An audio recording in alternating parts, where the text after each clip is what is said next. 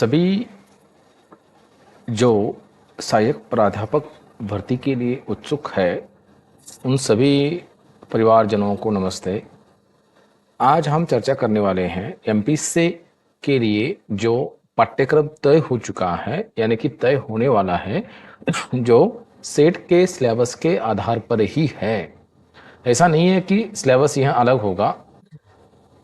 Syllabus set का जो है उसी आधार पर परीक्षा ली जाएगी और प्रश्न किस प्रकार से होंगे, प्रश्न पत्रिका कितने अंक की होगी, ये सभी जानकारी जो है आपको इस वीडियो में दी जाएगी। मैं ये वीडियो संक्षिप्त रूप से बना रहा हूँ, लेकिन मैं इस पाठ्यक्रम को लेकर अधिक विस्तृत रूप से यह वीडियो दूसरा वीडियो मेरा जब आएगा तब आपके सामने मैं रखूंगा।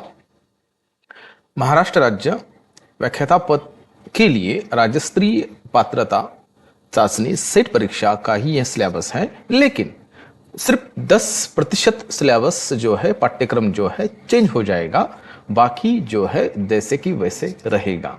इसीलिए एमपीसी की जो एग्जाम होगी वह एग्जाम मूलतः 100 अंक की होगी। 1 घंटे का समय दिया जाएगा। कितने? 1 घंटे का समय दिया जाएगा। 100 अंक की एग्जाम होगी और वो जो प्रश्न होंगे वह 2 अंक के लिए एक प्रश्न होगा। कितने अंक के लिए? 2 अंक के लिए एक प्रश्न होगा। 200 अंक होंगे और इंटरव्यू के लिए यानी कि साक्षात्कार के लिए आपको 50 अंक तय किए गए हैं, यानी कि 250 अंकों में से आपकी योग्यता को देखा जाएगा और आपका सिलेक्शन हो जाएगा। मेरे इस चैनल को आप सब्सक्राइब कीजिए। मैं छोटी छोटी बातें आपके सामने रखता हूं। मेरे मित्र डॉक्टर मुंडे सर ऑल कट्टा एग्ज़ाम इस ऐप के द्वारा पेपर 1 सेट का, उसके बाद सेट नेट का दोनों का भी और एमपीसी का भी, मराठी का भी वह ठीक तरीके से बहुत अच्छी तरह से ले रहे हैं। मैं उनके साथ जुड़ चुका हूं।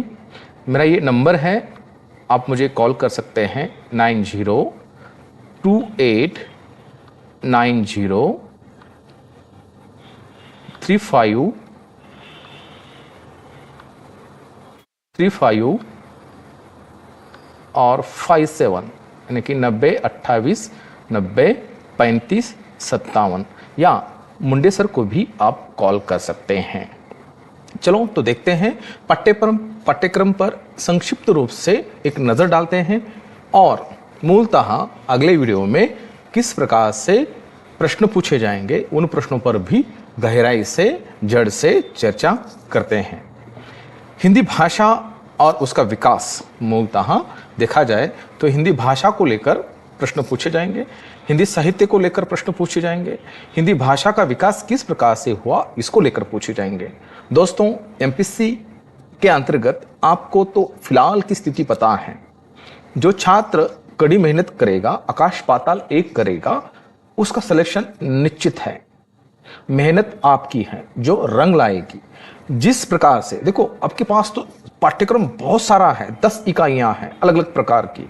क्या उन इकाइयों को हम 3-4 महीने में पढ़ सकते हैं? ये असंभव है।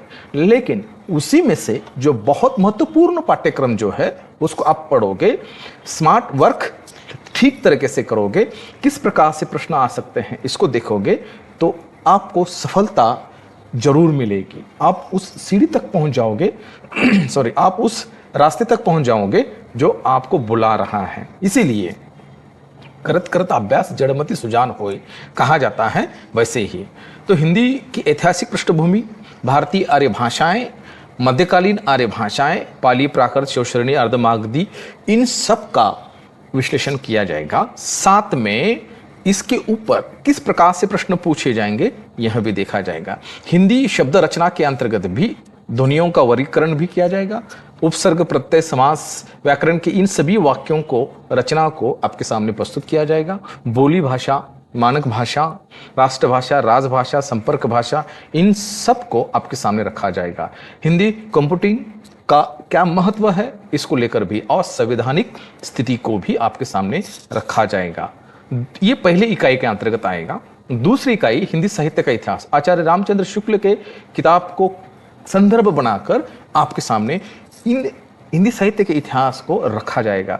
विशेषता इस पर छोटे छोटे प्रश्न भी आपके सामने रखे जाएंगे, जो एमपीसी के लिए जिस प्रकार से प्रश्न पूछे जाते हैं वह सेट एग्जाम के लिए पूछे जाने वाले प्रश्न अलग होंगे, याद रखना। और एमपीसी के लिए आप असिस्टेंट प्रोफेसर के लिए आप मूल योग्यता के रूप में सामने आ रहे हो, बन रहे हो, तो आपकी वहां पर कार्यदृष्टि, बौद्धिक क्षमता, विचार करने की स्थिति, इन सभी को लेकर प्रश्न पूछे जाएंगे।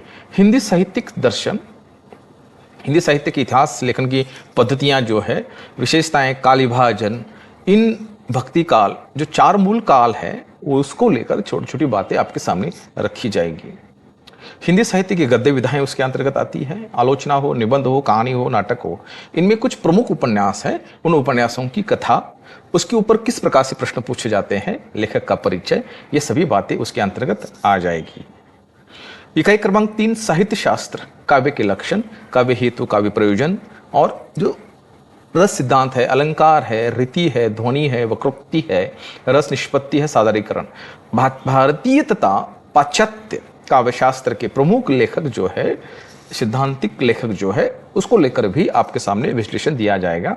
इसको लेकर एक विशेष रूप से प्रश्न संच बनाया जाएगा। वैचारिक पृष्ठभूमि भी उसके अंतर्गत आएगी, भारतीय नवजागरण के अंतर्गत ना। उसके बाद हिंदी कविता इकाइयां है ना, पृथ्वीराज रासो, रेवा रट, आमिर खुसरो की पहेलियां जो है वो भी दिया जाएगा, उसके बारे में विश्लेषण किया जाएगा। डॉक्टर नगेंद्र झा, कबीर, जयसी, सूरदास, तुलसीदास, बिहारी है ना, गणानंद, मीरा, इन सब का विश्लेषण किया जाएगा। आपको तो पता है कबीर, जयसी, सूरदास और तुलसीदास ये हिंदी साहित्य के भक्तिकाल के प्रमुख कवि माने जाते हैं, है ना। इन सब का विश्लेषण जो किया जाएगा, ये सभी कविताएं जो है, प्रमुख कविताएं जो है, इन सब कविताओं का भावार्थ भी आपको दिया जाएगा, विश्लेषण भी किया जाएगा, और प्रश्न किस प्रकार से पूछे जाते हैं ये भी आपके सामने रखा जाएगा। दोस्तों, आपको तो पता है एमपीसी के द्वारा मिनिमम 1,500 के आसपास बच्चों ने आवेदन पत्र किया है, लेकिन उनमें से आपको सबको पीछे ढकल कर आगे बढ़ना है, तो जरूर आपकी मेहनत में रंग लाना ही होगा। और बिना पैसे की नौकरी है। आज के आधुनिक युग में बाजारीकरण बहुत बढ़ चुका है। आपको तो सबको पता है कि आज असिस्टेंट प्रोफेसर के लिए कितने पैसे देने पड़ते हैं, और वह पैसे आम जनता के पास कहां से आएंगे, आम आदमी के पास कहां से आएंगे। इसीलिए आपके पास एक ही उपाय है, कड़ी मेहनत। हिंदी उपन्यास इकाई के अंतर्गत जो है, जो प्रमुख उपन्यास है, परीक्षा गुरु गोदान है ना, गोदान पर मैंने समीक्षा की है, मेरी किताब में आई है। परीक्षा गुरु पर भी बाल भट्ट की आत्मकथा, महिला आंचल को लेकर मैंने समीक्षा की है। तमस, राग दरबारी, आपका बंटी को लेकर मैंने समीक्षा की है।